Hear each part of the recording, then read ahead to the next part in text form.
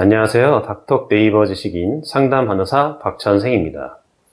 기구 필라테스를 하는 중에 발생한 숨막힘, 가슴 두근거림 등의 증상이 공황장애 증상으로 추정되는데, 공황장애가 원인도 없이 발생할 수 있는지 여부와 정신건강의학과에 가지 않고 한의원에서도 정말로 치료할 수 있는지 문의하셨는데요. 문의하신 증상은 꼭 공황장애가 아니더라도 발생할 수 있기 때문에 진짜 공황장애 때문인지는 진료를 통해서 확인이 필요해 보입니다. 그리고 공황장애는 겉으로 드러나는 증상의 심각성에 비해서 한의원 치료에 의외로 반응이 좋은 병증입니다. 즉, 정신건강의학과에 가고 싶지 않아서가 아니더라도 한의원 치료는 좋은 선택이 될 수 있습니다. 별다른 이유 없이 돌연히 가슴이 두근거리거나 호흡이 답답해지고 어지럼증이 나타나 쓰러질 것 같은 느낌 등으로 심한 공포 불안에 빠져서 죽을 것만 같은 두려움에 사로잡히는 상태를 공황발작이라고 합니다. 공황발작이 빈번하게 나타나고 예측할 수 없는 발작에 대한 공포, 즉 예기불안을 호소하는 것이 바로 공황장애입니다. 공황장애에서 보이는 공황발작은 원래 특별한 원인이 있는 것은 아닙니다. 그런데 말씀하신 것처럼 공황장애 환자들은 공황발작이 또다시 나타날지 모른다는 불안감으로 일상적인 활동이 불가능할 정도로 고통을 받기도 합니다. 그래서 삶이 끝장난 듯한 절망감으로 공황장애 환자 60%는 최소 한 번 이상 우울증을 겪을 수 있으며 그중 대략 30%는 항상 우울증을 보입니다.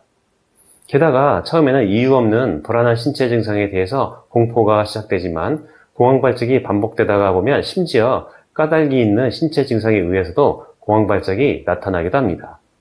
예를 들어 커피의 카페인은 가슴을 두근거리게 할 수 있는데 공황장애 환자의 뇌는 이를 위험으로 감지하고 공황발작 상태로 몰고 가기도 합니다.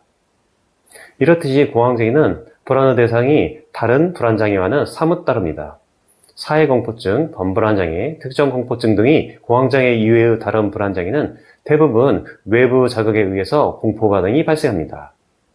이에 반해 공황장애 공황발작은 가슴의 두근거림, 호흡의 불편함, 위장근의 불쾌감 등과 같은 신체 내부 감각에 의해서 촉발됩니다. 그래서 공황장애 공황발작은 흔히 고장난 화재 경보기처럼 존재하지 않는 위험에 대한 뇌신경 시스템의 오경보라고 표현하기도 합니다.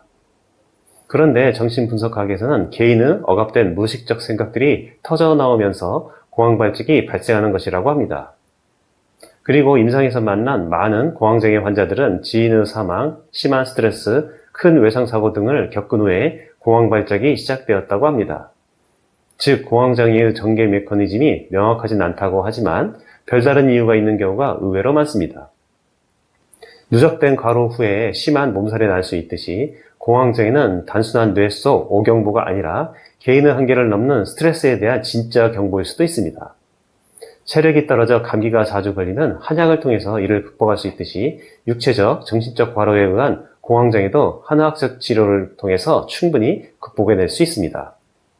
그러므로 공황장애를 단순히 신체의 이상 반응이라 여겨서 빨리 사라지기만을 바랄 것이 아니라 건강한 삶에 대한 조기 경보로서 긍정적으로 해석할 필요도 있습니다.